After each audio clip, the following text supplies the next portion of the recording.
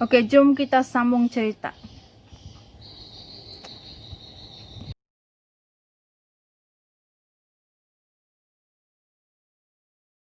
Action! Hai semua, saya Werni. Terima kasih sudah nonton video saya. So, bagi kamu yang belum subscribe YouTube channel saya, kamu boleh tekan like, lonceng, komen, supaya kamu boleh tahu bila masa saya upload video baru. So, hari ini saya akan bercerita lagi tentang satu tempat misteri. Boleh dikatakan video kali ini saya menceritakan tempat itu bersejarah dan sangat-sangat menyeramkan. Bila saya cari tahu tentang tempat ini, saya scroll dia punya gambar-gambar dia. Aduh, saya macam saya tidak mau cerita ini benda. Memang sangat-sangat menyeramkan, tetapi saya suka untuk ya, bila kita baca dia punya artikel, memang macam cantik dia punya cerita dia. So, kalau kamu mau tahu apa video atau kisah yang saya akan cerita untuk video kali ini, stay tengok video saya karena kamu akan mendapat sesuatu yang menarik. Di Italia ada satu bangunan yang dipanggil biara. Biara merupakan nama panggilan bagi sesuatu bangunan tertentu ataupun bangunan yang terpilih sahaja untuk dipanggil biara, yang dipanggil oleh orang-orang di sekeliling di sekitar tempat itu pada tahun 1599. So, video kali ini saya akan menceritakan satu tempat yang terletak di Capucine, Italia, di mana tempat itu ataupun bangunan itu merupakan tempat perkuburan tanpa tanah. Oke, sebelum saya lanjutkan saya punya cerita, saya mau bagi tahu kamu apa itu biara. Biara ialah bangunan. Tetapi dalam biara itu ataupun bangunan itu ada dua kegunaan dia. Satu, untuk tempat pekerjaan. Dua, untuk tempat tidur, tempat tinggal orang-orang itu. So, biara ini akan dihuni oleh pekerja. Dan pekerja itu bukan dipanggil pekerja, tetapi dia dipanggil biarawan untuk lelaki, biarawati untuk perempuan. Dan pada zaman itu, biara ini selalunya ditujukan oleh sesuatu bangunan yang tertentu seperti gereja, kuil, tokong, dan banyak lagi. Namun kalau kamu mau tahu, bukan senang untuk mendapat gelaran biarawan, biarawati ini. Kalau kamu tahu, ini adalah pekerjaan orang-orang zaman dahulu. Ada peraturan dia untuk mendapat gelaran ini. Yang pertama, kau mesti rela untuk meninggalkan keluarga kau. Dari segi apalah, kau punya kawan-kawan, kau punya adik-beradik semua. Sebab kalau kau sudah dapat nih pekerjaan, kau tidak akan tinggal ataupun bersama dengan dua orang lagi, keluarga kau. Kau akan tinggal di tempat itu, biara itu. Bukan saja mesti rela untuk meninggalkan kau punya keluarga, kau mesti rela untuk menjadi seorang yang suci, meninggalkan semua sifat-sifat duniawi. Yang kedua, kau mesti rela untuk hidup bujang selamanya. Jomblo lu. Bila kau sudah dapat gelaran ini, kau tidak boleh ada boyfriend, tidak boleh ada girlfriend, tidak boleh. Kau mesti bujang, tidak boleh kawin.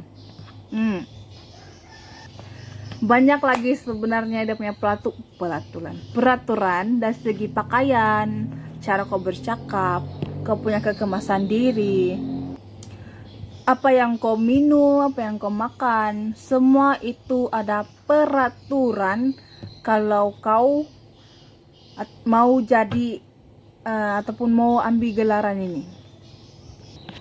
Dan yang selalunya dalam satu bangunan biara itu hanya ada satu jantina. Artinya kalau bangunan ini semuanya perempuan, bangunan ini semuanya lelaki, begitu. Oke, jom kita sambung cerita. Dilansir dari Atlas Obscura, tempat mengerikan ini bernama Capuchin Monastery Catacomb. Tempat ini merupakan sebuah perkuburan tanpa tanah yang terletak di Palermo, Italia. Dan sebelum tempat ini dijadikan tempat perkuburan, tempat ini merupakan biara gereja yang bernama Gereja Santa Maria. Bila saya baru baca tentang cerita ini, saya tertanya-tanya kenapa tempat ini dijadikan tempat perkuburan tanpa tanah. Waktu saya pun terpikir, macam mana mayat-mayat yang ada di tempat itu dikuburkan. Oke, begini ceritanya. Di sekitar tahun 16 ribuan, ada 2 orang biarawan yang bernama Silvestro dan juga Gubbio, di mana kedua-dua orang ini telah meninggal dunia akibat penyakit. So, dari situlah biarawan yang lain mengambil keputusan untuk menggali tanah sedalam yang mungkin. Untuk kedua-dua biarawan berjaya ini, Silvestro dan juga si Gubbion. Itulah cerita sebenarnya kenapa tempat itu dijadikan tempat perkuburan tanpa tanah. Selain itu, biarawan yang lain juga akan mengawet kedua-dua mayat ini supaya tidak membusuk, begiuk ataupun erti lainnya dijadikan mumia supaya mereka kelihatan seperti hidup, dan orang-orang ataupun biarawan yang lain boleh berdoa dengan kedua-dua biarawan yang meninggal ini. So, itulah kepercayaan diorang. So, melalui kisah itu, tempat itu perlahan-perlahan menjadi sebuah tempat perkuburan tanpa tanah. Tempat ini Capuchin Monastery Catacomb, tempat wisata yang paling mengerikan. Di sudut manapun banyak mayat yang sudah menjadi tengkorak yang digantungkan di sana. Dan menurut catatan, bila mereka kira jumlah mayat yang ada di tempat itu, semuanya berjumlah 8.000 mayat. Bayangkanlah, ketika satu tengok sana pun semuanya mayat. Oke, kenapa saya cakap tempat itu merupakan perkuburan tanpa tanah? Kalau kamu tengok sekeliling dia, mayat-mayat itu tidak dikubur, tetapi digantung. Cara dorang gantung tuh, dorang pakukan mayat itu. Oke, cara dia begini.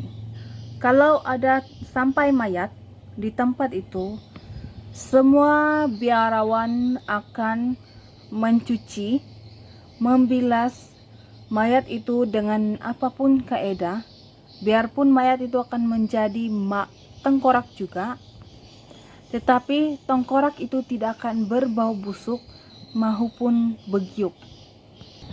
Sesudah itu, mayat itu akan dipakaikan pakaian yang sangat cantik. Bagi yang perempuan akan dikenakan baju gaun, dress. Bagi yang lelaki akan dikenakan baju kemeja ataupun baju-baju yang lawak. Begitulah. Akhirnya tahun-tahun pun berlalu, mayat itu menjadi bilangan yang sangat banyak sekali. Apabila terjadinya satu ledakan bom sekutu yang telah melanda tempat itu, ataupun biara itu. Setelah terjadinya ledakan itu, banyaklah orang yang kehilangan nyawanya. Pada masa itu, di tahun 1940. Dengan itu, menjadi terkenallah tempat itu.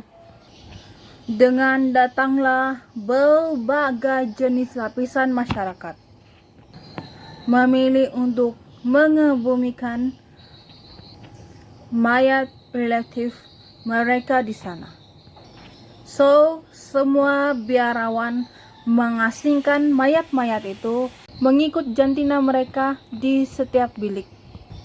Namun ada rumor mengatakan bahwa penulis novel The Leopard, mayatnya ada di dalam biara itu. Selain itu, berbagai juga jenis lapisan masyarakat dengan berbagai jenis juga ada punya gelaran, polis, dokter, peguam, seniman, anak raja. Semua mayat-mayat mereka ada di dalam biara itu. Bukan itu saja, semua mayat yang ada di dalam biara itu lingkungan seumur 2 bulan hingga ketua.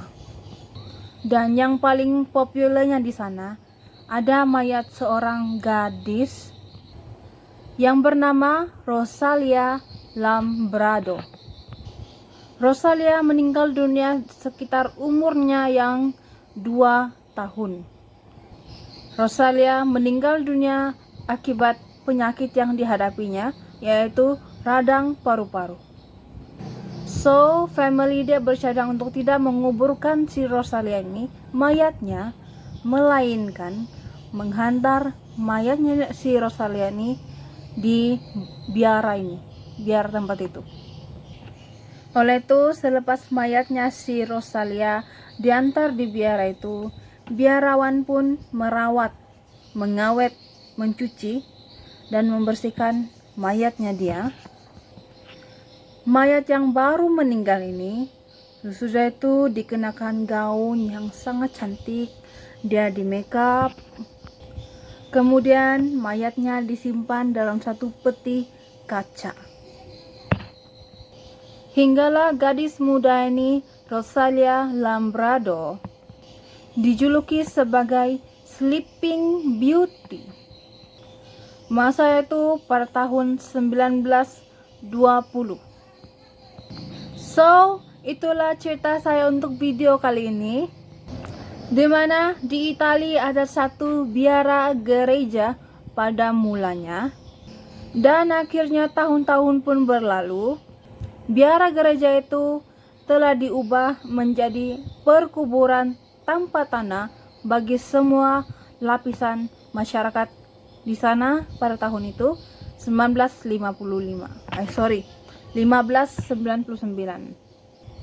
Selepas terjadinya satu ledakan bom di sekitar tahun 19 ribuan di tempat itu, menjadi banyaklah bilangan mayat yang harus diawet oleh biarawan di sana. Hinggalah mencecah sejumlah besar 8.000 mayat. Bukan mayat lagi, sudah jadi tengkorak. Dan sekarang tempat itu sudah menjadi tempat pelancongan. Banyak orang yang mengunjungi tempat itu. Kalau tengok dari gambar yang menakutkan sudah, apalagi yang depan-depan. Bukan patung itu mayat, betul-betul punya mayat. Dijadikan mumi, dirawat, diawet mayat itu. Dari berbagai jenis, umur, jantina, gelaran atau apapun. Dan menurut catatan, mayat yang paling tertua di kalangan semua mayat yang ada di dalam biara itu ada 2. Yang pertama, Silvestro dan si Gubion. Kedua-dua mayat ini ialah mayat yang pertama kalinya dijadikan mumi sekitar tahun 1599. So, Itu saja video untuk kali ini. Apapun pendapat kamu sila komen di bawah. Atau kamu ada kisah atau story yang kamu akan lepas nih, sila komen di bawah. See you all at the next video. Saya Yerni. Thanks for watching. So, melalui dorang lah. Salah cakap.